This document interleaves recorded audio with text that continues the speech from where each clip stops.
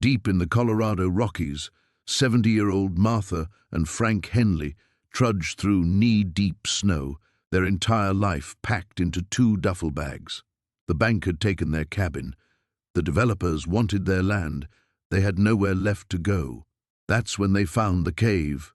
Hidden behind a waterfall, the entrance looked natural until they stepped inside. Marble floors, crystal chandeliers, and stacked floor to ceiling in the main chamber, millions of dollars in cash. But Martha wasn't just any mountain woman. 20 years ago, she'd been Detective Martha Cross, Denver PD's top money laundering investigator. She recognized cartel packaging when she saw it. The money could buy them a new life, pay for Frank's heart medication, secure their future. But those tire tracks outside weren't from hikers. Someone was coming back for their stash. And when the cartel discovers 2 elderly squatters have found their treasure, the mountain will run red with blood.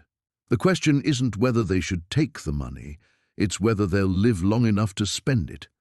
Before we jump back in, tell us where you're tuning in from, and if this story touches you, make sure you're subscribed, because tomorrow I've saved something extra special for you. Martha's weathered hand trembled as she touched the nearest stack of hundreds, the bills bound with industrial rubber bands and wrapped in clear plastic. Her breath formed small clouds in the cave's surprisingly warm air. Someone had installed a heating system that hummed quietly in the background. "Jesus Christ, Martha!" Frank's voice echoed off the polished stone walls. He leaned heavily against what appeared to be a granite counter, his face pale beneath his grey beard. "What the hell is this place?" She moved deeper into the cave, her detective instincts overriding the shock. The main chamber stretched back at least 50 feet, with smaller rooms branching off like fingers. Someone had spent serious money and time converting this natural formation into something extraordinary. The electricity alone would have required running lines for miles through wilderness. "It's a stash house," she said, examining the money more closely. The bills were crisp, sequential. Drug money was usually old, worn, mixed denominations from street sales. This was different, but not for street dealers. This is cartel-level operation. Frank lowered himself onto what looked like a handcrafted leather chair. Even exhausted and scared, he couldn't help but run his fingers along the buttery smooth armrest. "How much do you think?" Martha's trained eyes swept the chamber. Dozens of stacks, each easily $10,000. Multiple pallets. Her heart hammered against her ribs as she did the math. Conservative estimate? 8, maybe 10 million. The number hung between them like a loaded weapon. Frank's medication was running low. They had maybe 3 days left. Without it, his damaged heart would give out within a week. The prescription cost $800 a month, money they'd never see again now that the developers had stolen everything. She'd watched him grow weaker over the past months, seen him clutch his chest when he thought she wasn't looking. "We should leave," Frank said quietly, but he didn't move. Neither did she. Outside, the December wind howled through the pines. The temperature was dropping fast, and they had no shelter, no food, no plan. The nearest town was 15 miles through treacherous mountain terrain. At their age, in this weather, they might not make it. Martha forced herself to look away from the money and explore the rest of the cave. The smaller chambers contained living quarters, a bedroom with expensive linens, a kitchen stocked with canned goods, even a bathroom with running water. Someone had created a luxury bunker in the middle of nowhere. In the kitchen, she found something that made her blood run cold. A duty roster, handwritten in Spanish, dated just 3 days ago. Names, times, patrol schedules. This wasn't an abandoned cache. It was an active operation. "Frank," she kept her voice steady, "we need to go. Now." But when she returned to the main chamber, Frank was slumped forward in the chair, one hand pressed to his chest, breathing in short, sharp gasps. "Pills," he managed. Martha fumbled for the prescription bottle in their bag. 2 tablets left.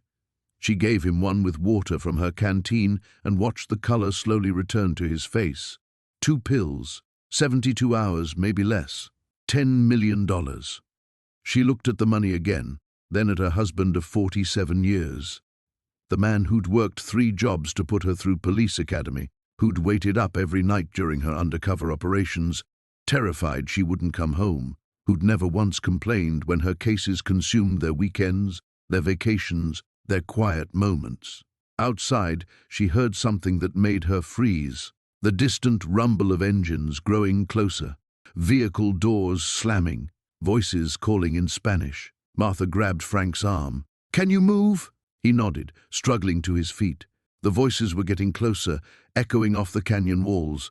Multiple men, armed most likely. Martha looked at the fortunes surrounding them, then at the fear in her husband's eyes. Sometimes survival meant making impossible choices. She grabbed 2 stacks of bills and shoved them into her coat. Then she helped Frank toward the back of the cave, praying there was another way out. The eviction notice crumpled in Harold's weathered hands as he sat on the porch swing that had been his father's before him. Margaret emerged from the kitchen, her silver hair catching the late afternoon sun, carrying 2 cups of coffee that had become their ritual during these dark days. 30 days, Harold said, his voice barely above a whisper. 30 days to vacate the property we've called home for 43 years. Margaret settled beside him, the swing creaking under their combined weight. The lawyer said there's nothing we can do.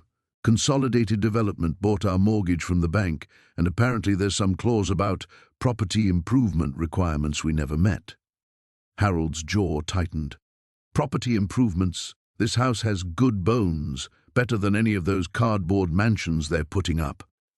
He gestured toward the rolling hills that surrounded their modest farmhouse, where surveyors had been spotted with their equipment just last week. Where will we go? Margaret's question hung in the air like smoke from a dying fire. They had lived modestly their entire marriage. Harold's pension from 30 years at the paper mill barely covered their expenses, and Margaret's income from selling her quilts at the local craft fair had dried up when the tourists stopped coming. Their savings account held less than $3,000, enough for a security deposit somewhere, but not enough for the kind of place that would accept an elderly couple with a fixed income. "I called Tom Peterson," Harold said. "He's renting that apartment above his hardware store for $800 a month." Margaret winced. $800 would consume most of Harold's pension, leaving little for food or medication. She had been rationing her blood pressure pills for 2 months already. The sound of engines interrupted their conversation. 3 black SUVs wound up their gravel driveway, kicking up dust clouds in their wake. Harold stood slowly, his arthritic knees protesting as the vehicles came to a stop near their front gate. A man in an expensive suit emerged from the lead vehicle, flanked by 2 others who looked more like security than businessmen. The suited man approached with the predatory confidence of someone accustomed to getting what he wanted. "Mr. and Mrs. Crawford," he called out, not bothering to come closer to the porch.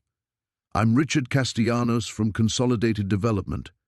I wanted to personally ensure you understand the timeline for your relocation." "We got your notice," Harold replied, his voice steady despite the tremor in his hands.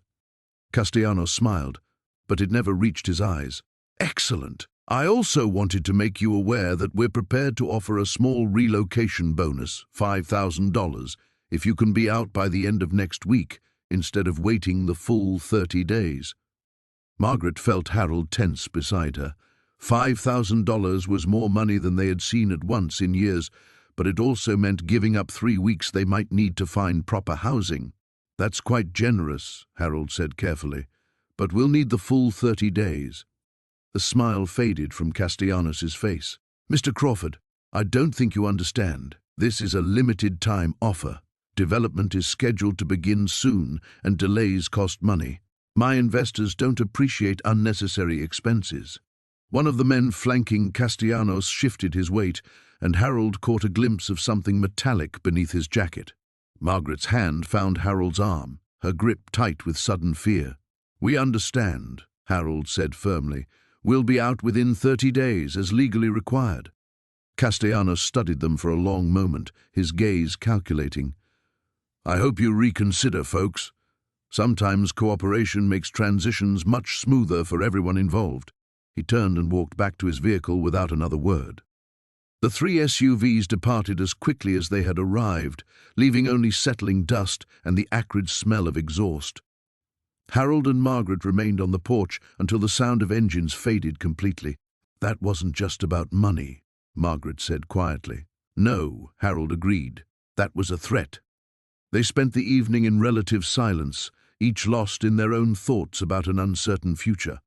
As darkness fell, Harold found himself standing at the bedroom window that overlooked the back 40 acres, land that had been in his family for 3 generations, now destined to become another sterile subdivision.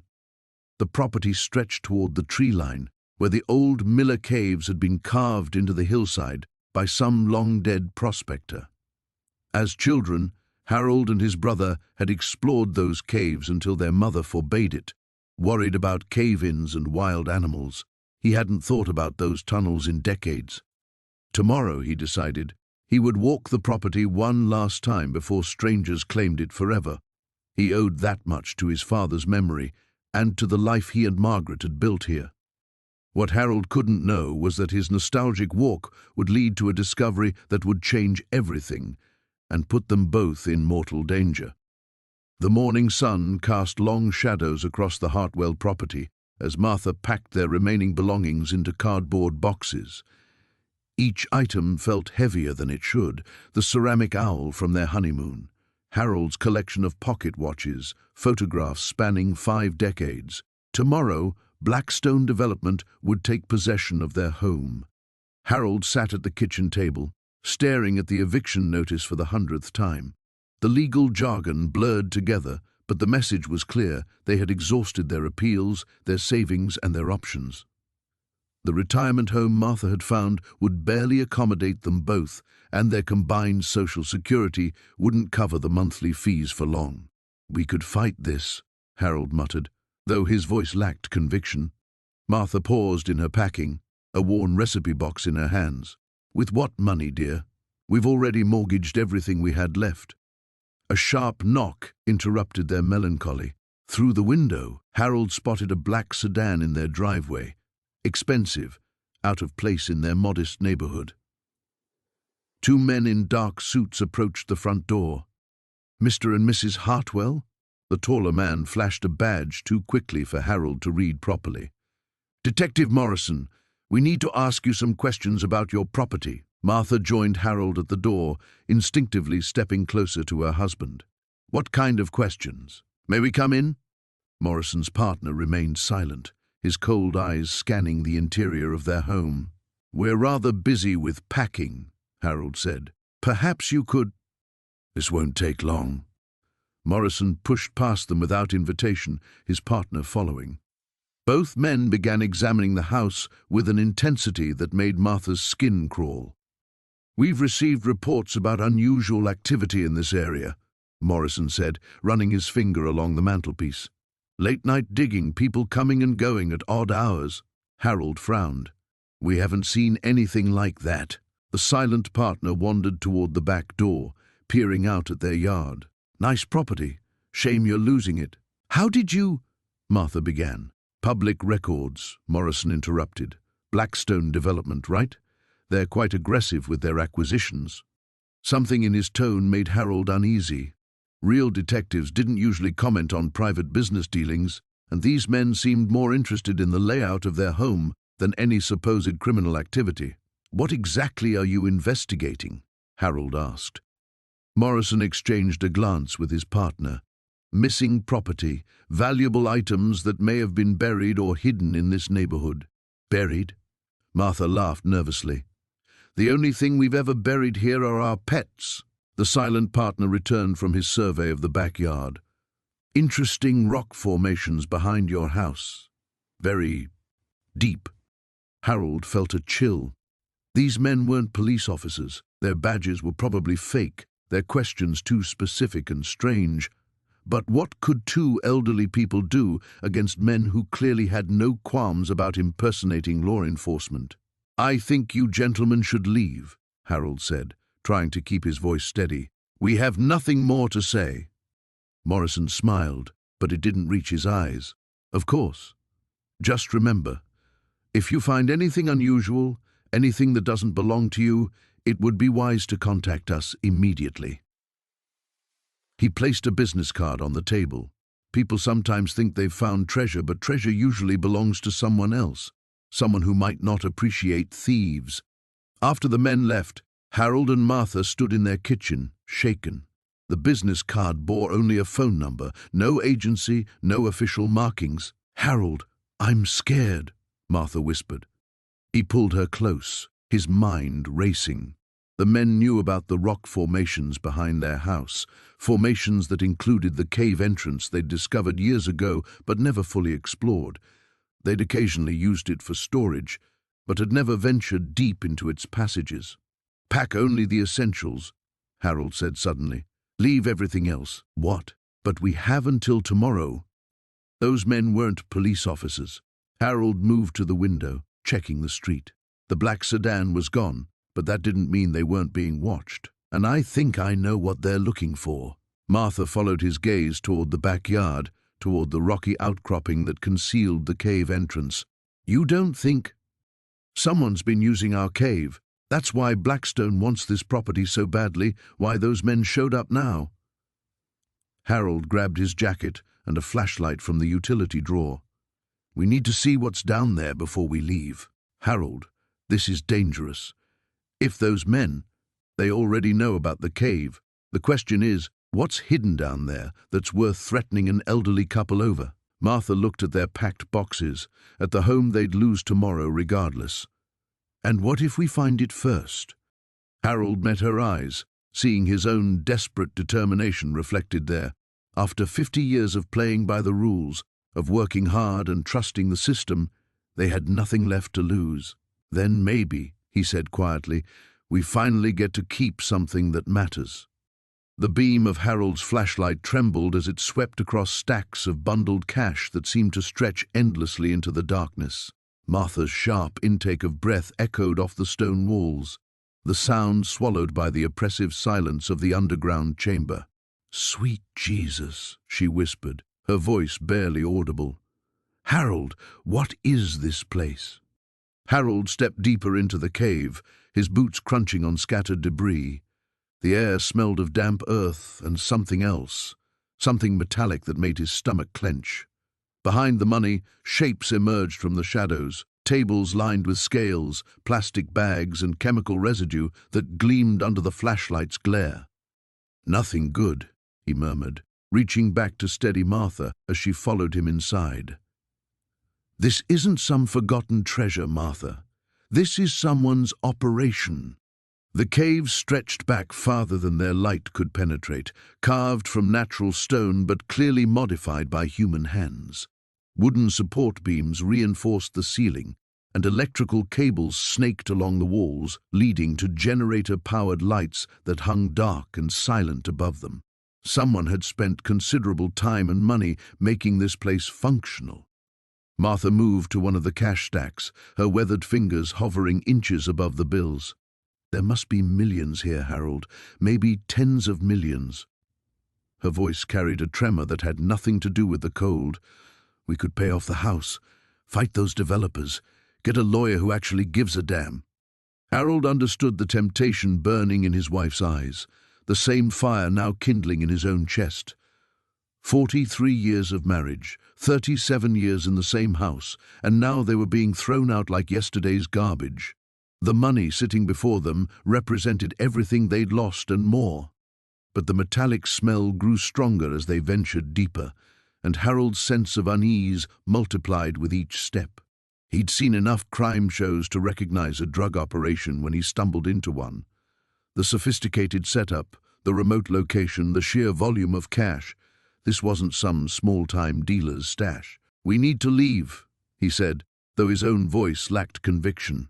"Now." A sound from somewhere behind them made both of them freeze, footsteps on gravel, still distant but approaching. Harold grabbed Martha's arm and pulled her toward the cave's rear wall, killing the flashlight as voices drifted through the entrance. "Told you we should have moved it by now," a man was saying, his words carrying the hard edge of controlled anger. "Police have been sniffing around the old access points." "Relax," came another voice, younger and more casual. This place has been solid for 3 years. Nobody even knows these caves exist. Harold pressed himself against the cold stone, pulling Martha close as the voices grew louder. Light began to filter into the cave, stronger and steadier than their small flashlight, professional equipment. Besides, the younger voice continued, we move everything tomorrow night anyway. Rodriguez wants it all transported before the end of the week. Rodriguez. Harold filed the name away, though he wasn't sure why. They had bigger problems than names right now. The lights grew brighter, and Harold could make out 2 figures silhouetted against the cave entrance, one tall and lean, the other shorter with broad shoulders. Both moved with the easy confidence of people who owned this space completely. Martha's breath came in short, controlled puffs against his ear. Her hand found his and squeezed with desperate strength. They were trapped, pressed against the back wall of a cave that belonged to people who clearly had no qualms about violence. Check the back sections, the taller man ordered. Make sure everything's secure. Harold's heart hammered against his ribs. In minutes, maybe seconds, they would be discovered. The men's footsteps echoed closer, methodical and thorough, professional. Then Martha did something that stopped his heart entirely. She stepped out of the shadows. "Excuse me?" she called out in the same tone she might use to ask directions at the grocery store. "I think we might be lost." The 2 men spun toward her voice, and Harold saw their hands move instinctively toward concealed weapons. The taller one, dark hair, expensive jacket, recovered first, his face shifting into a mask of dangerous calm. "Well," he said slowly, "this is unexpected." Harold emerged from the shadows to stand beside his wife, knowing that leaving her alone with these men wasn't an option. Better to face whatever came together. The shorter man, built like a prizefighter gone soft around the edges, laughed without humor. "Lost," she says. "In our private cave, with our private business." "We were just exploring," Martha continued, as if she were chatting with neighbors over the fence. "The entrance was open, and we thought it might be some kind of historical site." Harold admired his wife's composure even as he calculated their chances of surviving the next 5 minutes. The men exchanged glances that spoke volumes about their usual methods for handling unexpected visitors. "Historical," the tall man repeated. "Yes, I suppose you could call it that." The morning sun cast long shadows across the cramped motel room as Margaret sat at the edge of the bed, staring at the duffel bag they'd shoved into the corner. Harold emerged from the bathroom, his weathered face pale in the fluorescent light. "I couldn't sleep," she whispered, though her voice carried clearly in the thin-walled room. "Every time I closed my eyes, I kept thinking about those men. What if they come back?" Harold lowered himself into the room's single chair, joints protesting. "They don't know who we are, Maggie. We were careful. Were we?" She turned to face him, her silver hair disheveled. "What if there were cameras? What if someone saw us leaving?" The weight of the previous day's discovery hung between them like a loaded gun. 24 hours ago, their biggest worry had been finding somewhere to sleep after losing their home. Now they sat on what felt like a powder keg, with enough money to solve every problem they'd ever had, if it didn't kill them first. A sharp knock at the door sent Margaret's heart hammering against her ribs. Harold held up a warning hand, moving carefully to the window. He pulled the curtain back just enough to peer outside. "Housekeeping," he mouthed, relief flooding his features. "Come back later," Harold called through the door, his voice steady despite everything. They waited until the footsteps faded before speaking again. "We need a plan," Margaret said, standing and beginning to pace the small space. "We can't just sit here forever." Harold nodded slowly. "I've been thinking about that." He pulled out the crumpled newspaper clipping about their eviction, smoothing it against his knee. "Hartwell Development Corporation. They've been buying up properties all over the county, forcing people out. What does that have to do with—" Margaret gestured toward the bag. "Think about it, Maggie. A hidden mansion in the woods, millions in cash, and a development company that somehow knew exactly which properties to target." Harold's finger traced the newsprint. What if they weren't just buying land for development? The implications settled over Margaret like ice water. "You think they knew about the cave?" I think someone did. Harold folded the paper carefully. The question is whether we stumbled onto their operation or someone else's. Margaret stopped pacing. Outside their window, the morning traffic hummed past, people heading to jobs, to lives that hadn't been turned upside down in a single day. The normalcy of it felt surreal. There's something else, she said quietly. When we were down there, in that room, did you notice the dust patterns? Harold frowned. What do you mean? Around the money. It wasn't thick everywhere. Some of those stacks looked like they'd been moved recently. She wrapped her arms around herself. Someone's been using that place, Harold. Maybe still is. The thought chilled them both. Harold stood and moved to the bag, unzipping it just enough to glimpse the bundled bills inside. Even in the harsh motel lighting, the money seemed to glow with possibility and danger in equal measure. We could take just enough, Margaret said suddenly. Enough to get back on our feet, find a new place. No one would miss that much from all those millions. And if they count it, if they know exactly what should be there. Margaret's shoulders sagged. She knew he was right, but the temptation clawed at her. After a lifetime of careful saving, of making do with less, the solution to all their problems sat 3 feet away. My sister in Phoenix, she said after a long moment. She's been asking us to visit. Harold understood immediately. Phoenix was 1,500 miles away from whatever they'd stumbled into, far enough to disappear, if they chose to. With what money? Our savings account has maybe $300 left after the lawyer fees. They both looked at the bag again. We could take a small amount, Margaret said, her voice barely audible. Just enough for bus tickets and a security deposit somewhere. Call it a loan. From people who kill to protect their money? From people who have so much they probably don't even count it. Harold moved to the window again, this time opening the curtain wider. The parking lot stretched before him, ordinary and safe in the daylight. But somewhere out there, people were looking for their money. People who had killed before and wouldn't hesitate to kill again. What kind of people are we becoming? He asked. Margaret joined him at the window, taking his weathered hand in hers. The kind who want to live, she said simply. They stood together in silence, watching the world go by, both knowing they were approaching a point of no return. Behind them, the duffel bag waited patiently, like a sleeping snake that might strike at any moment. The choice was no longer just about money.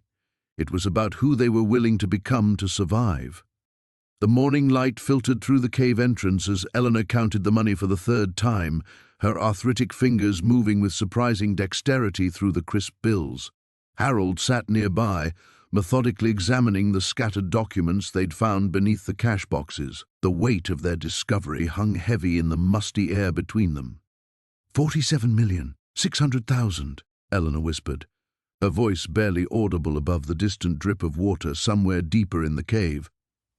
Harold, this is more money than exists in our entire county. Harold looked up from a leather portfolio filled with shipping manifests and bank routing numbers. His reading glasses reflected the beam of their flashlight as he studied a particular document with growing concern. Eleanor, come look at this. She set down the stack of hundreds and moved closer to him, her knees protesting as she knelt on the cold stone floor. The paper in Harold's weathered hands bore official letterhead from something called Meridian Holdings, but the address listed was a post office box in the Cayman Islands. These aren't just random bills, Harold said, pointing to a column of numbers. This is organized, professional. Look at these shipping dates.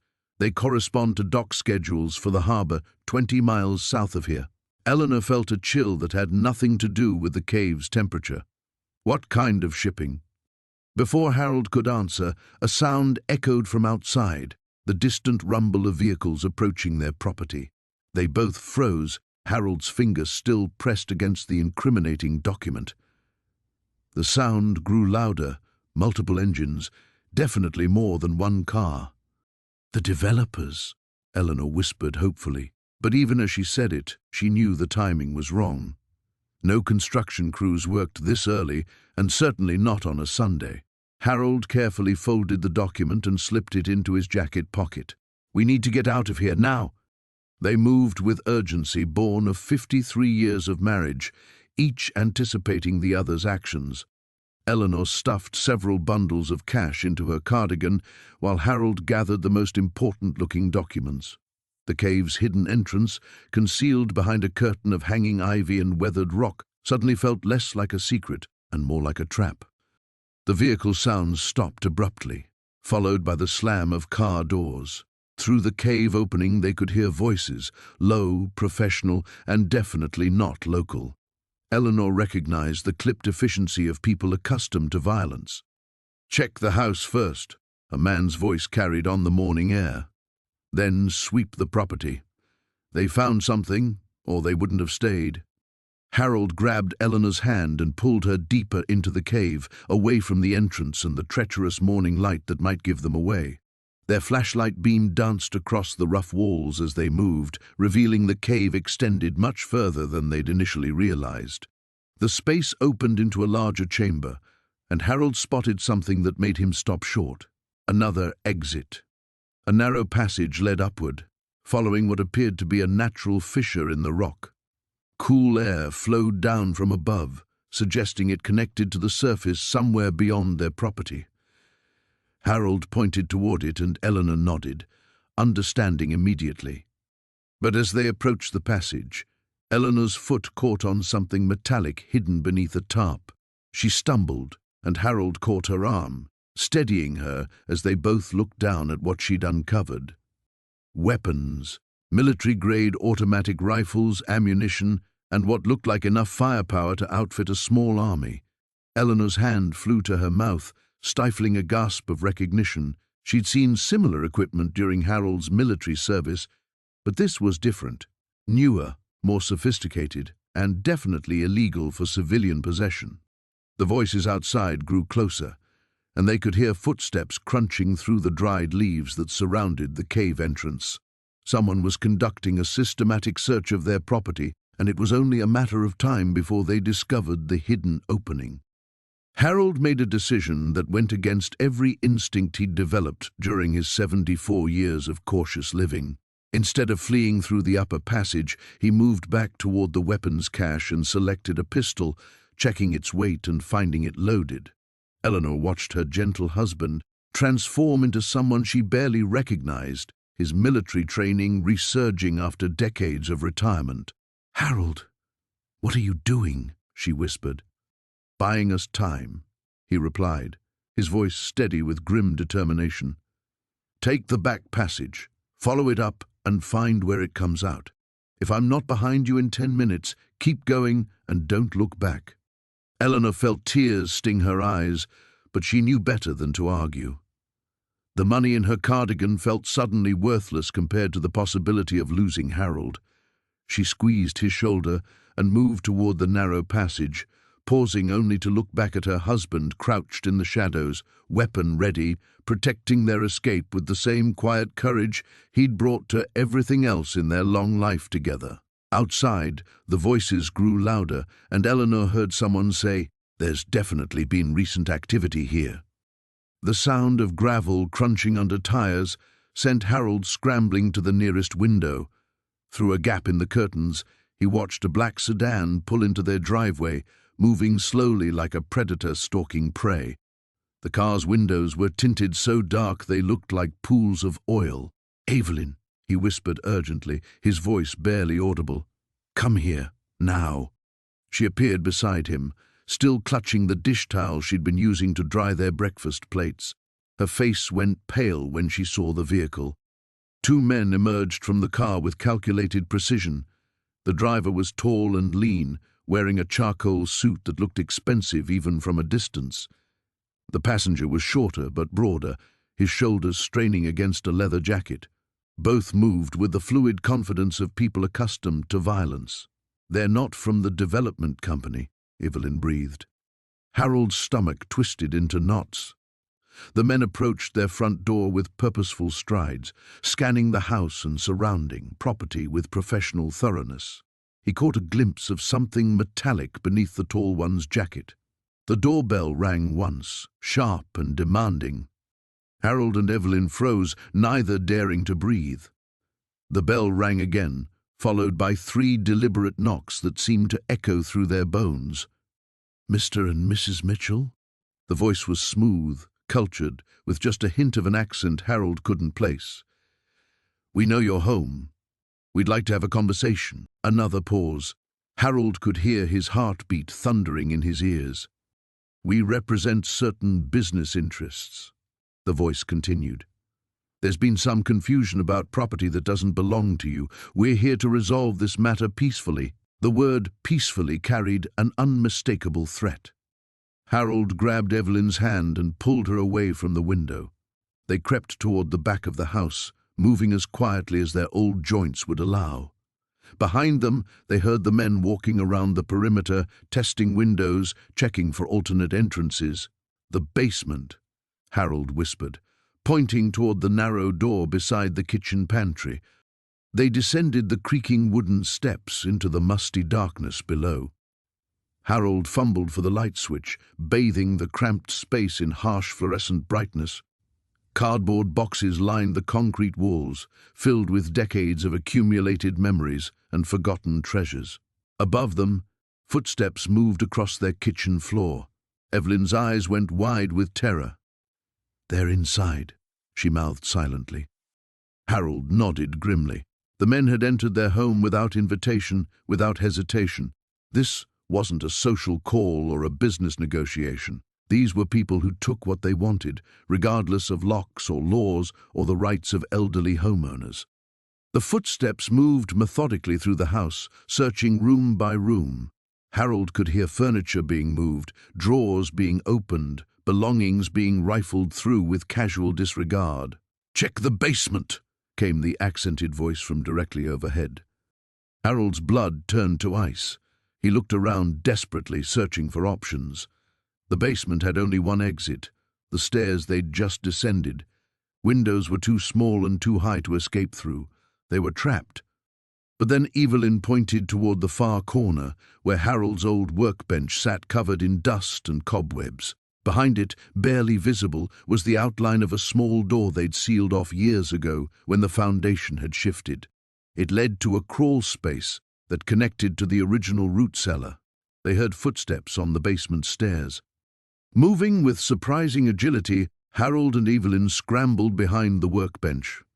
Harold's arthritic fingers worked frantically at the screws, holding the small door closed, grateful for muscle memory from decades of home repairs. The rusted screws resisted, then suddenly gave way. Light flooded the basement as one of the men reached the bottom of the stairs.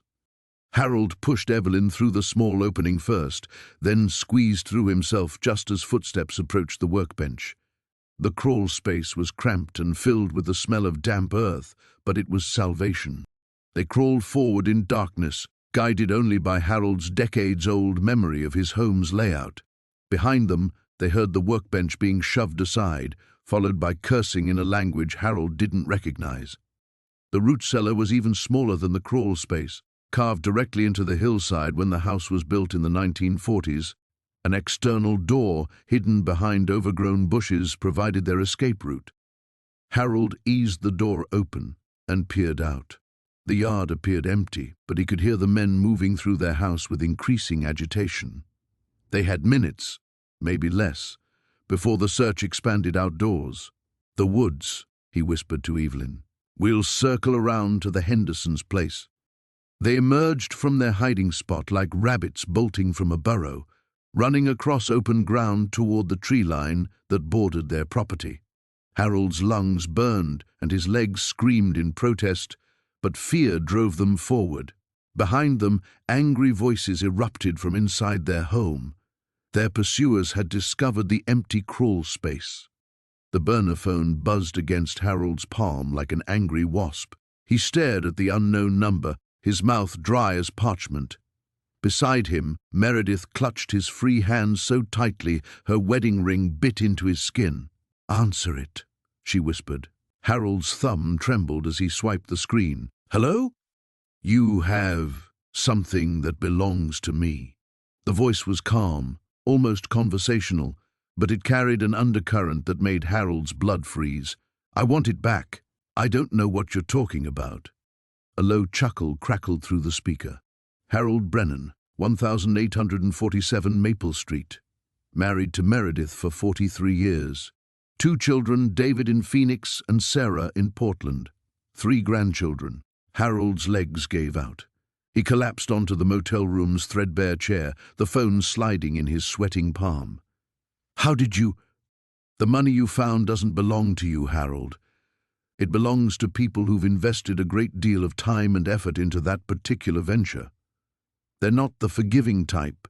Meredith pressed her ear close to the phone, her face draining of color as she caught fragments of the conversation. We didn't steal anything, Harold managed. We found it abandoned. Abandoned? The voice carried a note of genuine amusement now. Is that what you think? That cave has been operational for 6 years. It's a way station, Harold. Money comes in, money goes out. You just happened to stumble across it during a brief window between transactions. Harold's mind reeled. 6 years. While they'd been living their quiet retirement, dangerous people had been moving money through a cave practically in their backyard. The good news, the voice continued, is that you only took 1 bag.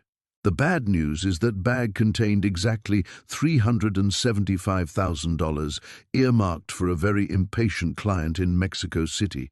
He's expecting delivery tomorrow. Meredith grabbed Harold's wrist and shook her head frantically, but Harold found himself speaking anyway. We spent some of it. Silence stretched across the line like a taut wire. When the voice returned, it had lost all pretense of friendliness. How much? 12,000, maybe 13. Harold's voice cracked. We bought a car, paid for this room, bought some clothes. Minor expenses. Replaceable. Here's what's going to happen, Harold. You're going to return the remaining money to exactly where you found it. Tonight, midnight. You'll leave it in the cave and walk away. If you do this, you and Meredith can continue your little road trip, and we'll consider the matter closed. And if we don't, let's not explore that possibility. The line went dead. Harold set the phone down with shaking hands. Meredith was already moving, pulling clothes from the dresser and stuffing them into their new suitcase. We have to run, she said, her voice high and tight. Right now. We'll drive to David's house in Phoenix and... Meredith, stop. She froze. A handful of Harold's shirts clutched to her chest. What? They know our children's names. They know where they live. Harold stood slowly, his arthritic knees protesting. If we run, we're not just putting ourselves in danger. The weight of the situation settled over them like a suffocating blanket. For 43 years, their biggest worries had been mortgage payments and whether the furnace would last another winter. Now they were trapped in a nightmare of drug money and death threats. So we give it back, Meredith said quietly. We take the money to the cave and leave it there. Harold nodded, but something gnawed at him. What about Clearwater? What about our house? Harold, think about it, Mia. We give back the money, they leave us alone. But what then? We go back home to what? Sterling Development still owns our house. We still have nowhere to go and no money to start over. Meredith sank onto the bed, the shirts falling from her nerveless fingers. So what are you saying? I'm saying maybe there's a third option. Harold walked to the window and peered through a gap in the curtains. The motel parking lot was empty except for their Honda and a rusted pickup truck. No black SUVs, no watchers, yet. They said the cave is operational. Money comes in, money goes out. That means there might be more money there tomorrow or the next day or next week. Harold, you're scaring me. He turned back to her, and she was shocked by the hardness in his eyes. I'm scared too, Mia, but I'm also angry. We played by the rules our whole lives. We worked hard, paid our taxes, raised our children right. And where did it get us? Thrown out of our own home by vultures in $1,000 suits. So what do you want to do? Harold picked up the phone and stared at its blank screen. We give them back their money tonight. All of it. Just like they asked. Meredith's shoulders sagged with relief. But first, Harold continued, we go back to that cave and we look around. Really look around. If it's been operational for 6 years, there might be other things there. Information, schedules, maybe even more money. That's insane, maybe. But crazy old people don't get evicted. The morning sun filtered through the cave's artificial skylights as Margaret counted the money for the third time, her arthritic fingers moving methodically through the crisp bills. Harold sat across from her at the ornate mahogany table, nursing his second cup of coffee and watching his wife's face cycle through expressions of disbelief, guilt, and determination. 2.7 million, she announced, setting down the final stack. Harold, this could change everything. Before he could respond, a sharp crack echoed through the cavern. Both froze as pebbles scattered down from somewhere near the entrance. Harold's hand instinctively moved to the loaded shotgun they'd positioned against the wall. Could be settling, Margaret whispered, but her voice carried no conviction. Another sound, deliberate footsteps on stone. Harold grabbed the shotgun and motioned for Margaret to move behind the massive stone pillar that supported the cave's ceiling. His heart hammered as he crept toward the entrance tunnel, grateful for the rubber soles on his hiking boots. The beam of a flashlight swept across the tunnel walls ahead of him, multiple sets of footsteps now, moving with practiced stealth. Harold retreated quickly, his mind racing. They'd been so careful covering their tracks, but clearly not careful enough. 3 of them, he mouthed to Margaret when he reached her hiding spot. Coming this way. Margaret's face had gone pale, but she nodded grimly and picked up the baseball bat they'd brought from home. At 72 years old, she wasn't about to go down without a fight. The voices became audible as the intruders drew closer. Boss said check every cave system within 5 miles of the drop point, a gravelly voice was saying. Money don't just disappear. Maybe the feds found it, suggested another voice, younger and nervous. Then we'd be reading about arrests in the paper, came a third voice, this one carrying authority. Someone local stumbled onto it, someone who knows these hills. Harold felt his mouth go dry. These weren't random criminals. They were organized, methodical, the kind of people who made problems disappear permanently. The flashlight beams grew brighter, dancing across the cavern walls as the searchers emerged from the tunnel. Harold peered around the pillar and counted 3 men, all wearing dark clothing and carrying weapons that made his old shotgun look like a toy. Well, I'll be damned, the leader said, his voice filled with amazement as he took in the furnished cave. Would you look at this place? Somebody's been living here, observed the younger voice. Recent, too. Coffee's still warm. Harold cursed silently. In their panic, they'd forgotten about the obvious signs of occupancy. The men spread out, examining the living space with professional thoroughness. The leader, a tall man with silver hair and cold eyes, picked up one of the empty money bands from the table. They found it, he said with deadly certainty. Whoever's been playing house in here has our money. Margaret gripped Harold's arm, her fingernails digging into his flesh. They were trapped. The pillar provided cover, but it was only a matter of time before the searchers worked their way around the cavern. Check for other exits, the leader commanded, and stay sharp. They could still be here. Harold made a quick decision.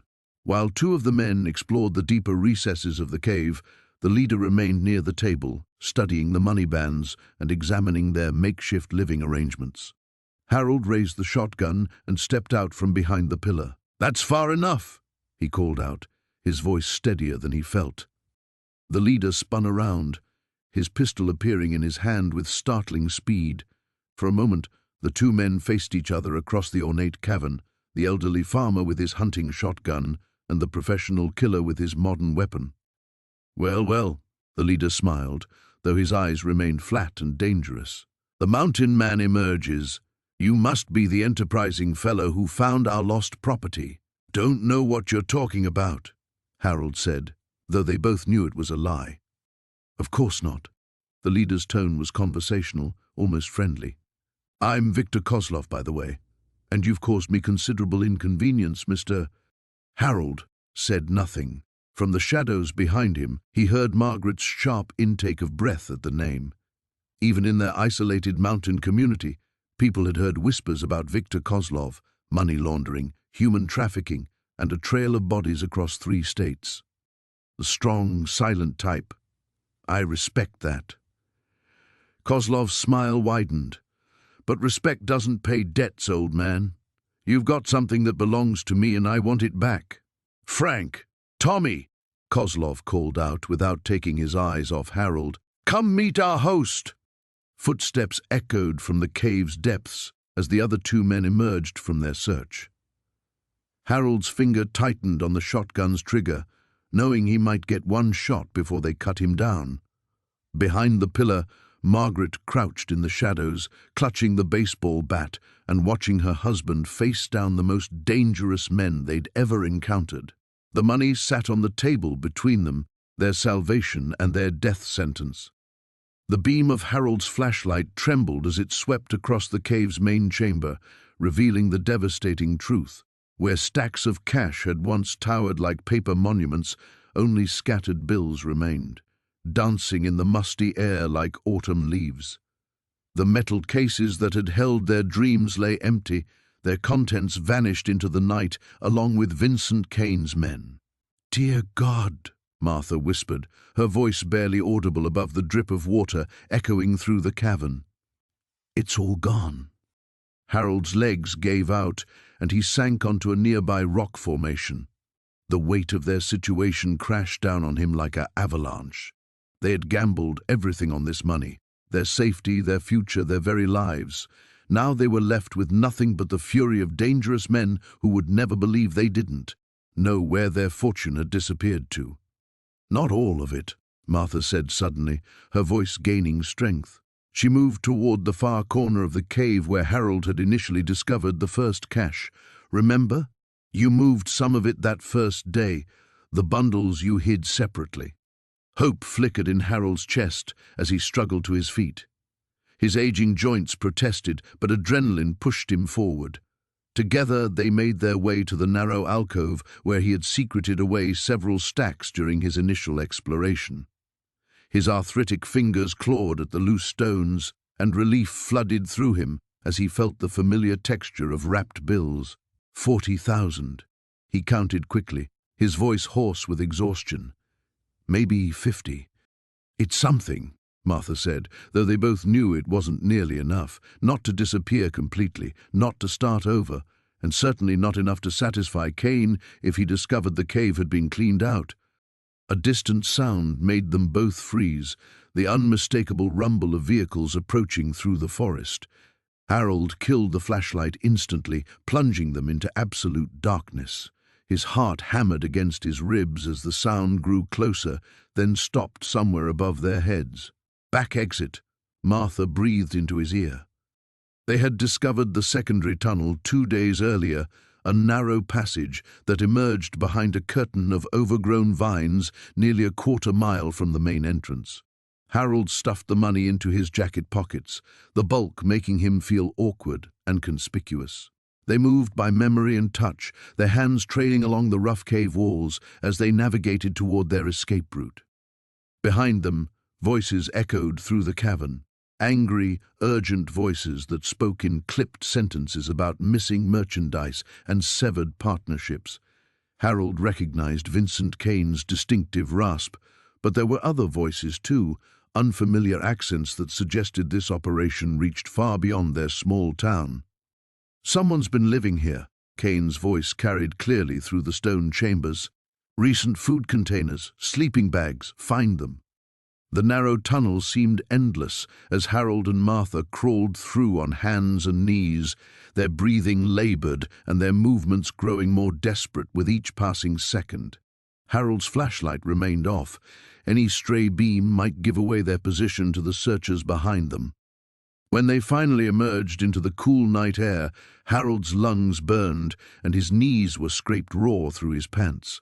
The forest stretched before them, dark and filled with potential hiding places, but also with the certainty that Kane's men would soon be combing every inch of these woods. "The Hendersons' old place," Martha whispered as they caught their breath behind a massive oak tree. "It's been empty for 2 years. We could hide there until morning." Harold nodded, though doubt gnawed at him. Where could they possibly go that Kane wouldn't eventually find them? The man had resources, connections, and most importantly, the burning motivation of someone who had lost a fortune. $50,000 might seem like wealth to Harold and Martha, but to Kane it was probably a rounding error compared to what had been stored in that cave. They moved through the forest like ghosts, avoiding the main trails and sticking to the deer paths that Harold had learned during his youth. Every snap of a twig, every rustle of leaves made them freeze in terror. Behind them, flashlight beams swept through the trees like searching fingers, growing closer with each passing minute. The Henderson farmhouse appeared through the darkness like a sanctuary, its broken windows and sagging porch offering the promise of temporary shelter. They slipped inside through a rear door that hung askew on rusted hinges, finding themselves in a kitchen that smelled of mold and abandonment. As they huddled together in the darkness, Martha's hand found Harold's and squeezed tight. "What are we going to do?" she asked. Harold stared out through a cracked window at the distant glow of flashlights still searching the forest. Somewhere out there, Vincent Kane was orchestrating a hunt that would only end when they were found. The money in his pockets felt heavier now, weighted not with opportunity, but with the terrible price they would pay for keeping it. "We run," he said finally. "At first light, we run as far as this money will take us." The burner phone buzzed against Harold's hip as they sat in the cramped motel room, counting stacks of bills for what felt like the 100th time. Martha looked up from the bed where she'd arranged neat piles of 20s and 50s, her reading glasses perched on the end of her nose. "Answer it," she whispered, though her voice carried the weight of dread. Harold's arthritic fingers fumbled with the unfamiliar device. "Hello? You have something that belongs to me." The voice was calm, almost conversational, but underneath ran a current of menace that made Harold's blood freeze. "I believe we should meet. I don't know what you're talking about." A low chuckle. Harold Brennan, 73 years old, married to Martha for 48 years. "You live at, well, you used to live at 412 Maple Street before Consolidated Development made you an offer you couldn't refuse. Should I continue?" Martha watched her husband's face drain of color. She moved closer, straining to hear the conversation. "What do you want?" Harold managed. "What's mine? All of it. There's a diner called Murphy's on Route 9 about 20 minutes from where you're hiding. Be there tomorrow at noon. Come alone. And if I don't, then I'll have to involve your wife in our discussion. I understand she has a heart condition." The line went dead. Harold stared at the phone, his hands trembling. What did he say? Martha's voice was barely audible. Harold told her everything. When he finished, Martha was quiet for a long moment, then stood and walked to the window, peering through the blinds at the empty parking lot. "We could run," she said finally. "Take what we can carry and just disappear." "Where would we go, Martha? We're not exactly built for life on the run." She turned back to him, and he saw something fierce in her eyes that reminded him of the young woman he'd married decades ago. "Then we fight." "Fight? Martha, these people killed that poor man in the cave. They're not going to hesitate to..." "To what? Kill a couple of old folks who stumbled onto their dirty money? They're going to do that anyway, Harold. The moment we hand over that cash, we become witnesses who can identify them." Harold knew she was right, but the alternative seemed impossible. "So what do you suggest?" Martha walked back to the bed and sat among the money. "We've been thinking about this all wrong. We've been acting like victims, like we're powerless. But we're not." "What do you mean?" "Think about it. We have their money, a lot of it. That gives us leverage, and we have something else they don't expect, which is we're invisible. Nobody suspects a couple of senior citizens of being criminal masterminds.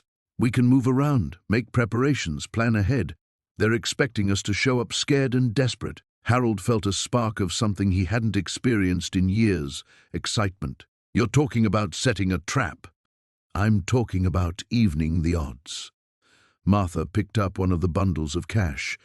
This money came from somewhere illegal, drugs, weapons, who knows what. which means they can't exactly call the police when it goes missing.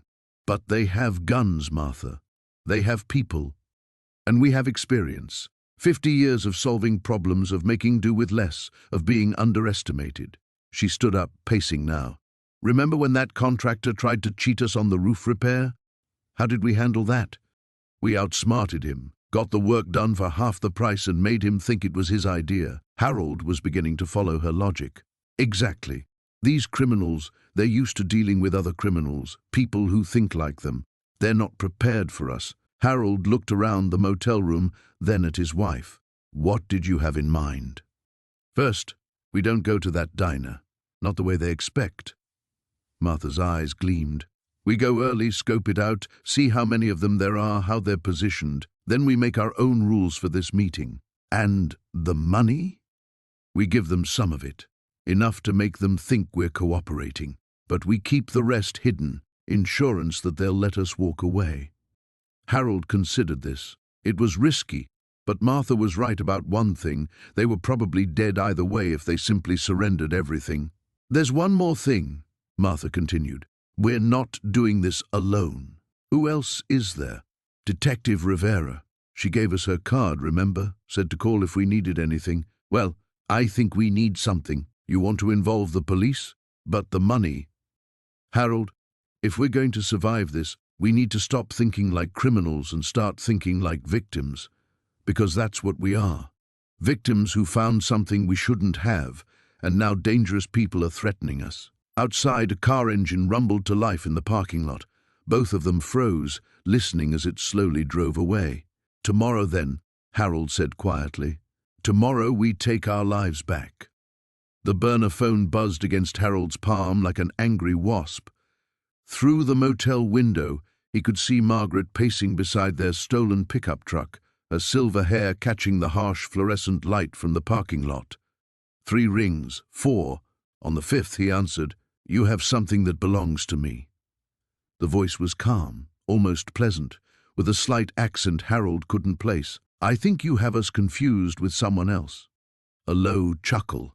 Harold Fitzgerald, 73 years old, married to Margaret Ann Fitzgerald, 71, recently evicted from 1247 Maple Street after 42 years. Should I continue? Harold's blood turned to ice water. What do you want? What I've always wanted. My property returned. You found my little storage facility, didn't you? Quite impressive, really. Most people would have called the police immediately, but not you two. You saw an opportunity. Through the window, Harold watched a black sedan cruise slowly through the parking lot. Margaret had stopped pacing and was staring at the same car, her body rigid with fear. We don't know what you're talking about, Harold said, but his voice cracked. Please, we both know better. The question is whether you're smart enough to give it back before this becomes unpleasant. The sedan completed its circuit and pulled onto the street, but Harold knew it would be back. They always came back.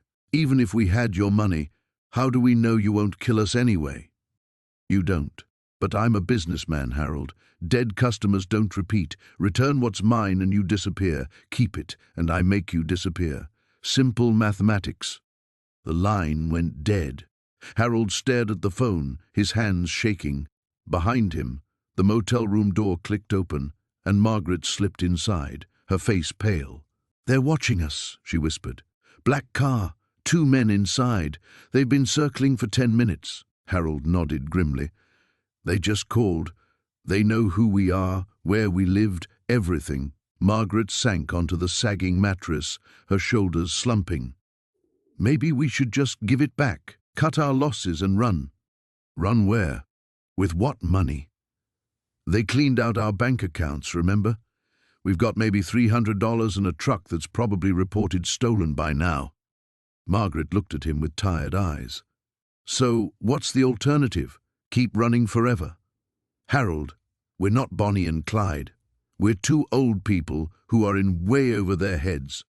Before Harold could answer, his phone buzzed again. This time it was a text message with a photo attached. Harold's breath caught in his throat. The image showed their daughter Susan's house in Phoenix, taken from across the street. A red circle had been drawn around the front door. Oh, God! Harold showed Margaret the screen. They know about Susan. Margaret's hand flew to her mouth. The grandchildren. Harold. Tommy's only 8 years old. Another message appeared. You have 24 hours. Bring everything to the old quarry outside Millfield. Come alone. No police, no tricks, or your family starts paying for your mistakes. Harold felt something break inside him, like a dam giving way.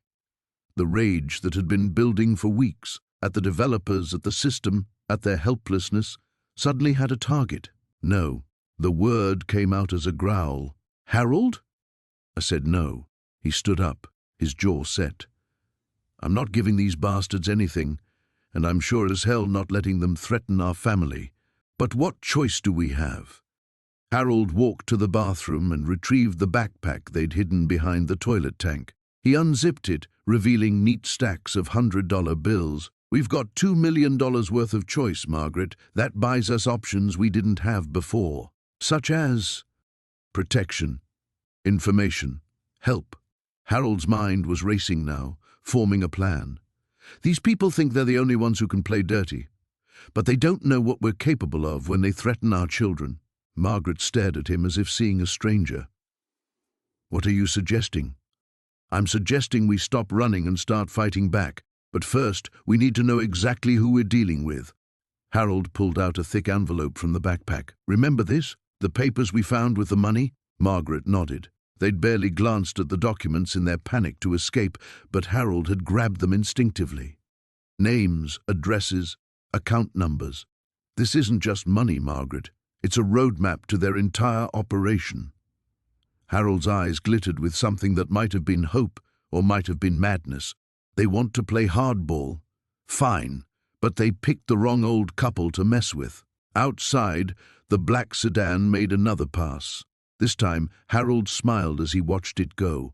The hunters were about to become the hunted. The sound of splintering wood echoed through the cave mansion as Margaret pressed herself against the cold stone wall, her heart hammering against her ribs. Harold grabbed her hand and pulled her deeper into the shadows, away from the main entrance where voices grew louder and more urgent. "They're inside," she whispered, her voice barely audible above the distant crash of furniture being overturned. Harold's grip tightened on the emergency bag they'd packed, the one containing just enough cash to disappear forever, along with their medications and fake identification papers they'd purchased from Tommy's contact. Everything else, the millions they'd discovered, remained hidden in the vault behind them. "This way," Harold breathed, guiding her toward the narrow passage they'd explored just days earlier. The beam from his small flashlight danced across the rough-hewn walls as they moved deeper into the cave system, leaving behind the opulent rooms that had briefly felt like salvation. Behind them, Victor Kozlov's voice cut through the darkness like a blade. "Find them. They're here somewhere. And bring me my money, every last dollar." Margaret stumbled over loose rocks, her arthritis screaming in protest, but Harold's steady hand kept her upright. They'd known this moment would come. Despite Tommy's assurances about covering their tracks, despite the careful planning and the new identities, the inevitable had arrived. "The back exit," Harold whispered as they reached a fork in the tunnel. "Remember? We marked it." They'd spent weeks mapping every inch of the cave system, preparing for exactly this scenario. The rear entrance was barely wide enough for a person to squeeze through, hidden behind a curtain of vegetation that made it nearly invisible from the outside. It was their insurance policy. A gunshot rang out somewhere behind them, followed by Kozlov's angry shout. "They were living here! Look at this place! My money paid for their little retirement paradise!" Margaret's breath came in sharp gasps as they navigated the increasingly narrow passage. The walls seemed to press in around them, and she fought back the claustrophobia that threatened to overwhelm her. At 74, crawling through caves in the dark wasn't exactly what she'd envisioned for her golden years. "Almost there," Harold encouraged, though his own breathing was labored. The beam of his flashlight caught the reflective tape they'd placed on the tunnel walls, their breadcrumb trail to freedom. Another voice echoed from somewhere in the cave system, closer now. "Boss, I found the vault. It's been cleaned out. Most of the cash is gone." Impossible, Kozlov snarled. That represents 15 years of careful laundering. Find those old fools before they disappear with my entire operation. Harold and Margaret exchanged a look in the dim light. They'd taken perhaps 2 million from the vault, leaving behind at least 20 times that amount. But clearly, even their modest theft was enough to sign their death warrant. The tunnel began to slope upward, and Margaret could smell fresh air, pine needles and morning dew filtering down from the hidden entrance above. Harold clicked off the flashlight, plunging them into darkness. The last thing they needed was for the beam to give away their position.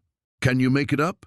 Harold asked, his hand finding the rope they'd installed weeks ago to help navigate the steep final section. "I'll have to," Margaret replied, gripping the rope with hands that shook from more than just exertion. As they climbed, Margaret couldn't help but think about what they were leaving behind. Not just the money, though losing their ticket to financial security stung, but the strange sense of home the cave mansion had provided. For a few precious weeks, they'd lived like royalty in their hidden palace, free from the crushing weight of poverty and eviction notices. Now they were back to being refugees, elderly outcasts with nothing but what they could carry. Harold pushed aside the camouflaged covering over the cave entrance, and pale morning light filtered down. He hauled himself out first, then reached back to help Margaret. As her head cleared the opening, she gasped at what she saw. Tommy DeRosa sat on a fallen log 20 feet away, smoking a cigarette and watching them with an expression she couldn't read. 2 other men flanked him, their hands resting casually on weapons concealed beneath their jackets. "Going somewhere?" Tommy asked, taking a long drag from his cigarette. Harold's hand moved toward the gun in his jacket, but stopped when one of Tommy's associates shook his head with a slight smile. Now, Tommy continued, standing up and brushing ash from his sleeve. "Is that any way to treat an old friend, especially one who's been working very hard to keep you alive?" Margaret felt the world spinning around her. "Tommy, we trusted you, and you should keep trusting me," he replied, dropping his cigarette and crushing it under his heel.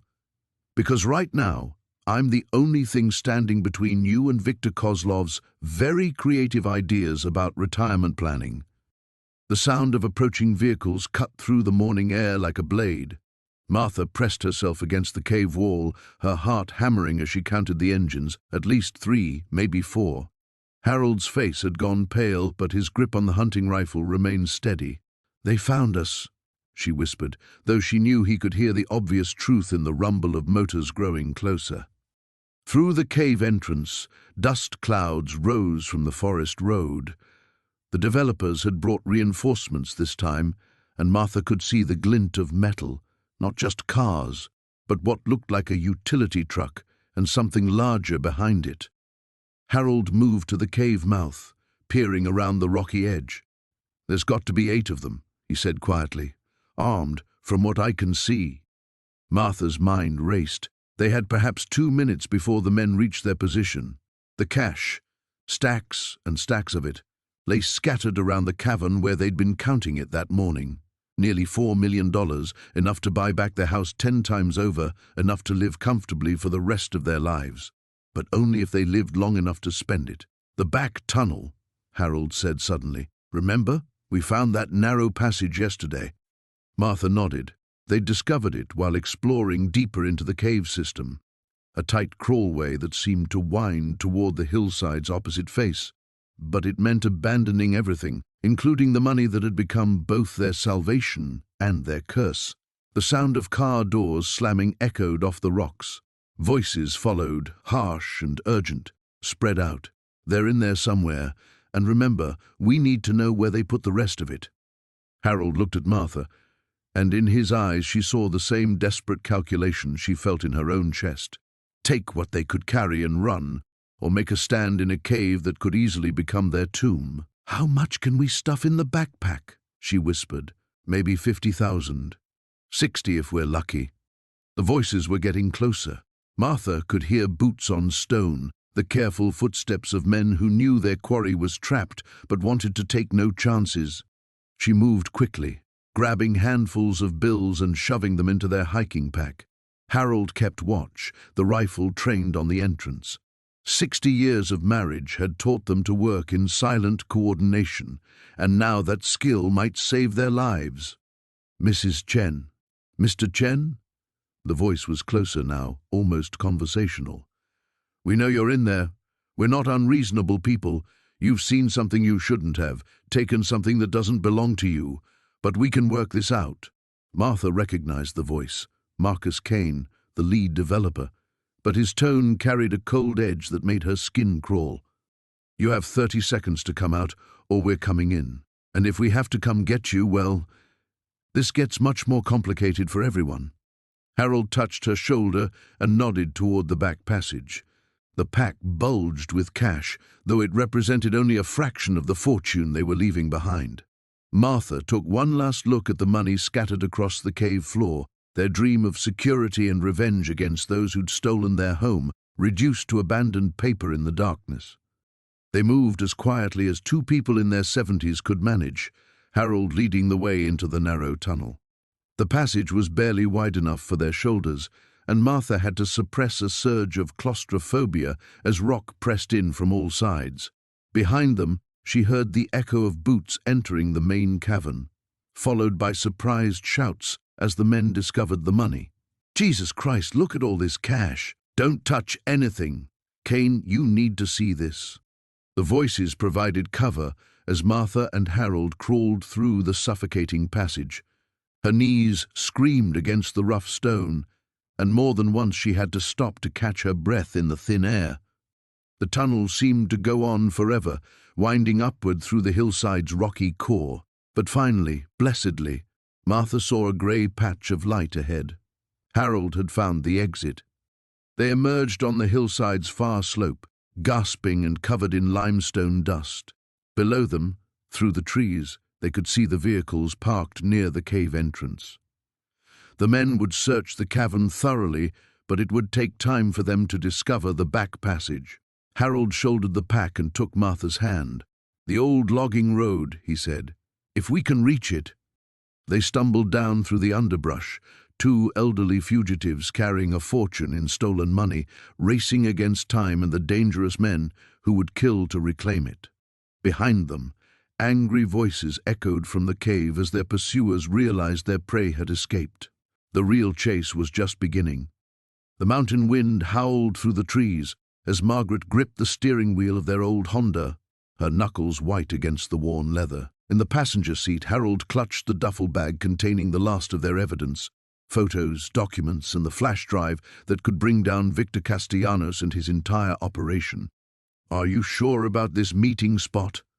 Harold asked, his voice barely audible over the engine's struggling hum as they climbed the winding road toward Copper Falls. "Detective Chen said it was secure, far enough from the city that Castellanos people won't expect it." Margaret's jaw tightened. "Besides, we don't have much choice now." 3 hours earlier, they'd barely escaped their safe house when armed men had surrounded the building. Only Chen's quick thinking and a back-alley escape route had saved them. Now, with their options dwindling and Castellanos closing in from every direction, this handoff represented their final chance to end the nightmare. The headlights swept across a rusted sign, "Copper Falls Overlook, 2 miles." Margaret's heart hammered against her ribs. Everything they'd endured, the cave discovery, the terrifying realization of what they'd stumbled into, the weeks of running, it all came down to the next hour. There, Harold pointed ahead to a small parking area carved into the mountainside. A single car sat waiting, its hazard lights blinking rhythmically in the darkness. Margaret pulled alongside the vehicle and killed the engine. Detective Chen emerged from the driver's seat, his coat collar turned up against the bitter wind. He approached their car cautiously, his hand resting on his service weapon. "Mr. and Mrs. Patterson." Chen's breath formed white clouds in the frigid air. "You have everything?" Harold hefted the bag. Financial records, shipping manifests, photos of the cave operation. "Everything you need to prove Castellanos has been laundering cartel money through those real estate developments." "And the locations of the other caves?" Chen asked. "GPS coordinates for all 6 sites we discovered. Margaret handed him a folded paper. The network is bigger than anyone imagined. Millions flowing through those hidden chambers every month. Chen accepted the documents and flash drive, securing them in an evidence envelope. This should be enough to get federal warrants. The FBI task force is standing by. A distant sound made them all freeze, the low rumble of multiple vehicles climbing the mountain road. Chen's radio crackled to life with urgent chatter. "Sir, we've got a problem," a voice reported. "Multiple black SUVs heading toward your location. They must have followed the subjects." Margaret's blood turned to ice. "How did they find us?" Chen was already moving toward his car. "Doesn't matter now. We need to get you both out of here." He grabbed his radio. "All units, converge on Copper Falls. We've got civilians in danger." The rumble grew louder, and the first set of headlights appeared around the bend below them. Harold grabbed Margaret's arm. "The trail!" Behind the parking area, a hiking path disappeared into the dense forest. Without hesitation, they abandoned their car and plunged into the darkness, Chen close behind. The flashlight beam from his phone provided the only illumination as they stumbled over roots and rocks. Gunshots echoed from the parking area, followed by shouting voices. Margaret's lungs burned as they pushed deeper into the woods, but she forced herself to keep moving. After everything they'd survived, she wouldn't let Castellanos win now. "This way," Chen whispered, leading them off the main trail toward the sound of rushing water. The Copper Falls overlook lay ahead, a rocky outcropping that provided a commanding view of the valley below. They reached the cliff's edge just as more gunshots rang out behind them. Chen pulled out his radio, trying to raise backup, but only static answered. The metal towers on the surrounding peaks blocked the signal. "There!" Harold pointed down the mountainside. "The old service road. If we can reach it." 20 feet below their position, a narrow dirt road switchbacked down the mountain, part of the original construction route when the overlook was built decades ago. It was their only escape route now that the parking area was compromised. Chen studied the drop. "It's doable, but we'll have to climb down. Mrs. Patterson, are you up for this?" Margaret looked back toward the forest, where flashlight beams were beginning to probe the darkness. The sound of boots crashing through underbrush grew closer by the second. "I've come this far," she said grimly. "I'm not giving up now." Chen went first, finding handholds in the rocky cliff face and testing each foothold before committing his weight. Harold followed, moving carefully despite his arthritic joints. Margaret came last, her arms trembling from exertion and adrenaline. They'd made it halfway down when a voice called out from the overlook above. "I know you're down there, Detective Chen." Victor Castellanos stepped into view, flanked by armed men. "You have something that belongs to me." The sound of boots on gravel grew louder as Martha pressed herself against the cold stone wall of the cave entrance. Harold's labored breathing echoed beside her, each wheeze a reminder of how far they'd pushed themselves. Through the narrow opening, she could see flashlight beams dancing across the forest floor like predatory eyes searching for prey. "Check every shadow." Victor's voice carried through the night air, closer than she'd expected. They couldn't have gone far with that much weight. Martha's hand instinctively moved to the duffel bag at her feet, one of 3 they'd managed to grab before fleeing deeper into the cave system. Nearly $2 million in cash, enough to buy their freedom if they could live long enough to spend it. The irony wasn't lost on her that the very money meant to save them might be what got them killed. Harold touched her shoulder and pointed toward the back of the cave. They'd explored these tunnels yesterday, discovering a network that stretched deeper into the mountain than either had imagined. Some passages were barely wide enough for one person, while others opened into cathedral-like chambers that had housed someone's elaborate criminal enterprise. Moving as quietly as their aging bodies allowed, they gathered the bags and began their retreat into the darkness. Harold led the way, his weathered hand trailing along the wall for guidance. Behind them, the cave entrance glowed with approaching flashlights. "In here," a voice shouted. "Fresh footprints in the dirt." Martha's heart hammered against her ribs as they shuffled deeper into the tunnels. The beam from Harold's small penlight barely cut through the oppressive darkness ahead, but using anything brighter would give away their position. They passed the chamber where they'd first discovered the money, empty now except for a few scattered bills that had fallen during their hasty packing.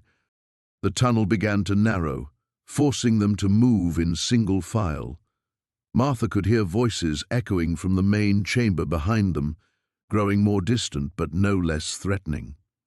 Victor's men were systematic, checking every passage with military precision. "How many ways out of this place?" Harold whispered, his voice barely audible. Martha tried to remember their earlier exploration. They'd found at least 3 different passages that seemed to lead toward the surface, but in their panic, she couldn't recall which ones actually connected to the outside world. The cave system was like a maze, full of dead ends and false hopes. They reached a junction where the tunnel split into 3 directions. Harold paused, consulting the crude map he'd sketched on a napkin during their initial exploration. In the dim light, Martha could see sweat beading on his forehead, despite the cave's cool temperature. This way, he decided, choosing the leftmost passage. The tunnel sloped upward, which seemed promising, but after 50 yards it narrowed to barely shoulder width. Martha's claustrophobia began to kick in as the walls pressed closer. Behind them she could hear the searchers getting louder again. They must have found the junction. "Wait." Harold stopped suddenly. "Do you hear that?" Martha strained her ears and caught the faint sound of running water somewhere ahead. Harold's map had mentioned an underground stream that might connect to the creek system outside the mountain. If they could follow it, they might find another exit. They squeezed through the narrowing passage, their bags scraping against the stone walls. The sound of water grew stronger, accompanied by a slight breeze that suggested an opening to the surface somewhere ahead. But the passage was getting tighter with each step. "I don't think we can make it through," Martha whispered, eyeing the narrow gap ahead. Harold examined the opening with his flashlight. A man might squeeze through, but not while carrying heavy bags. They'd have to choose between the money and their escape route. Behind them, flashlight beams began to penetrate their tunnel. Victor's men had found their path. "Leave the bags," Harold said without hesitation. "Harold, no. This is our only chance to..." "Our only chance to what? Die rich?" He was already unzipping one of the duffel bags. "Help me." Together, they began stuffing bills into their pockets, taking what they could carry on their bodies. Martha watched decades of worry and financial stress fall away with each bundle they left behind. The money that had promised them salvation was becoming their burden. The sound of pursuit grew closer as they abandoned the bags and squeezed through the narrow opening. On the other side, the tunnel opened into a small chamber where an underground stream cut through the rock. The water disappeared into another passage that angled sharply upward. They could hear Victor's men reaching the abandoned money behind them, voices filled with excitement at the discovery. But Martha and Harold were already following the stream toward what they hoped was freedom, their pockets heavy with enough cash to start over somewhere far from developers, criminals, and caves full of blood money. The abandoned warehouse smelled of rust and decades of neglect, but it was perfect for what Harold and Margaret needed. They'd driven for hours after escaping the cave, the duffel bag of cash sitting like a loaded weapon in their back seat. Now, as dawn crept through broken windows, they finally had a moment to think. Margaret's hands shook as she opened the bag. Even in the dim light, the stacks of $100 bills seemed to glow with possibility and menace. $2 million, she whispered, her voice echoing in the cavernous space. Maybe more. Harold paced near the entrance, his injured shoulder throbbing with each step. Blood had soaked through his makeshift bandage, but adrenaline kept him moving. "We can't keep it, Margaret. You know that, right? These people, they killed Chen without blinking. They'll hunt us to the ends of the earth." "Will they?" Margaret's voice carried a steel Harold had rarely heard before. "They think we're dead. The cave collapsed. Our car was destroyed. For all they know, we're buried under tons of rock with their precious money. But we're not dead. And they'll figure that out eventually." Margaret stood slowly, her arthritic knees protesting. At 72, she'd never imagined having this conversation. "Harold, Do you remember what the doctor said about my tests, about the treatment I need? His pacing stopped. The silence stretched between them like a chasm. The experimental therapy isn't covered by insurance, she continued. It costs $300,000. Without it, I have 6 months, maybe less. Harold's throat constricted. He'd been trying not to think about the diagnosis, the way Margaret had grown frailer these past weeks. The forced eviction from their home had seemed like their greatest crisis, but it was nothing compared to this invisible enemy growing inside his wife's body. There has to be another way, he said, but the words felt hollow. Margaret walked to one of the broken windows, gazing out at the industrial landscape beyond. What if there isn't? What if this is fate? We lose our home, stumble upon a fortune, and suddenly I can afford to live. At what cost? Living in fear? Looking over our shoulders every day, as opposed to not living at all? Harold joined her at the window. In the distance, he could see the city skyline, their old neighborhood somewhere among those buildings. The house they'd shared for 43 years was probably being demolished even now, making way for another soulless development. Remember when we first bought the house? Margaret asked softly. You wanted to back out because the mortgage scared you. You said we were taking too big a risk. This is different, Margaret. Much different. Is it? We took a leap of faith then, and it gave us the best years of our lives. She reached for his uninjured hand. Maybe this is our chance for a few more good years. However many I have left. Harold's phone buzzed. The burner phone they'd bought at a gas station showed a text from an unknown number. We know you're alive. Return what's ours, and you live. Run, and you die. Margaret read the message over his shoulder. Her face went pale, but her grip on his hand tightened. How did they get this number? Harold asked. Does it matter? They found us. Margaret's voice was steady despite her pallor. So what do we do now? Harold stared at the message, his mind racing. They could run, take the money and disappear somewhere remote. But these weren't the kind of people who gave up easily. They could return the money and hope for mercy. But Harold had seen the cold calculation in those men's eyes at the cave. Witnesses were liabilities. Or they could fight back. What if we don't run? He said slowly. What if we make them an offer? What kind of offer? We know about their operation now. The cave, the money laundering, probably other locations. That's valuable information to the right people. Margaret's eyes widened. You mean the police? The FBI? I mean, we leverage what we know. We keep some of the money, enough for your treatment, and we disappear properly. New identities, somewhere they can't find us. That's if we can survive long enough to make a deal. Harold looked at the duffel bag, then back at his wife. After 45 years of marriage, he could read every emotion on her face. Fear, yes, but also hope. And something else, a fierce determination to live, to fight for whatever time they had left. Then we better get moving, he said. Margaret smiled, and for a moment, Harold saw the young woman he'd married all those years ago, the one who'd convinced him to take that first leap of faith. They had work to do.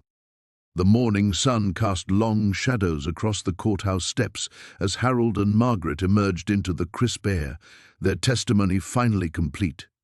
Detective Rivera walked beside them, her expression grim but satisfied. The prosecutor thinks we have enough to put Victor Kozlov away for life, she said, adjusting her jacket against the wind. Your testimony about the cave, the money, everything you witnessed, it's the missing piece we needed. Margaret squeezed Harold's arm, feeling the weight of the past month settling on her shoulders like autumn leaves. What happens to the money now? Evidence until the trial concludes. After that, the government will likely seize most of it, though there might be a reward for your cooperation.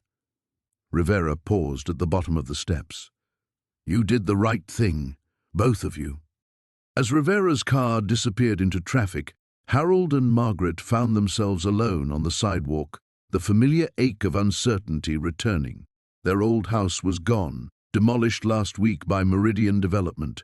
The insurance settlement barely covered their debts, and the cheap motel where they'd been staying was bleeding their savings dry. Coffee? Harold suggested, nodding toward a small diner across the street. Inside the warm booth, Margaret stared into her cup, watching steam rise like ghosts. Do you ever wonder what would have happened if we'd kept some of it? Just enough to— No. Harold's voice was firm but gentle. We'd have spent our lives looking over our shoulders, waiting for someone like Kozlov to find us. Money isn't worth living in fear. Margaret smiled, reaching across to touch his weathered hand. After 53 years of marriage, she still marveled at his unwavering moral compass. I love you for that, you stubborn old fool. A shadow fell across their table. Margaret looked up to see a young woman in an expensive suit, her dark hair pulled back in a severe bun. Something about her sharp green eyes made Margaret's pulse quicken. Mr. and Mrs. Patterson? The woman's accent carried the faintest trace of Eastern Europe. My name is Elena Kozlov. I believe you knew my father. Harold's coffee cup clattered against the saucer. Rivera had warned them that Victor had family, connections that might seek revenge. His hand moved slowly toward his cell phone. Elena noticed the gesture and raised her hands peacefully. Please, I'm not here for revenge. May I sit? Against every instinct screaming at him, Harold nodded to the empty seat. Elena slid into the booth, her movements precise and controlled. My father was a monster. I won't pretend otherwise. He destroyed lives, including my own family's. When I learned what he'd been doing with that cave, using it as his personal bank, she shook her head. I've spent years trying to distance myself from his crimes. What do you want from us? Margaret's voice was barely above a whisper. To thank you. Elena reached into her purse, causing Harold to tense, but she only withdrew a business card. You've given me the chance to start over, to build something legitimate. I run a real estate company now, honest work. She placed the card on the table. I heard about your situation. Meridian Development won't be bothering anyone else, by the way. The FBI investigation revealed some interesting connections to my father's money laundering operation. Harold picked up the card, reading the elegant script. Kozlov Properties and Development. I'm not my father, Elena said firmly. I'd like the chance to prove that. There's a small house in Millbrook, about an hour north, nothing fancy, but it has a garden, and it's near good schools if you want to be close to grandchildren someday. The previous owner defaulted, and I acquired it through the bank. She stood, smoothing her skirt. The keys are with the property manager. No charge, no strings attached. Consider it payment of a debt my father owed to innocent people. Before either of them could respond, Elena was walking away, her heels clicking against the diner's worn linoleum. Margaret stared at the card in Harold's trembling hands. Is this real? Harold turned the card over, finding a handwritten address and phone number on the back. Only one way to find out. 3 hours later, their ancient Honda coughed to a stop in front of a modest blue house with white shutters. A for sale sign lay flat in the overgrown front yard, and morning glories climbed wild up a wooden fence. The property manager, a cheerful woman named Beth, handed them keys with a smile. Miss Kozlov said you'd be coming. House is yours if you want it. She's already transferred the deed. Standing in the empty living room, afternoon light streaming through clean windows, Margaret felt something she hadn't experienced in months. Peace. Think we can trust her? She asked. Harold walked to the window overlooking the garden, where tomato plants grew wild and free. Maybe trust isn't the point. Maybe sometimes good things happen, and we just have to be brave enough to accept them. Margaret joined him at the window, and together they watched the sun paint everything golden.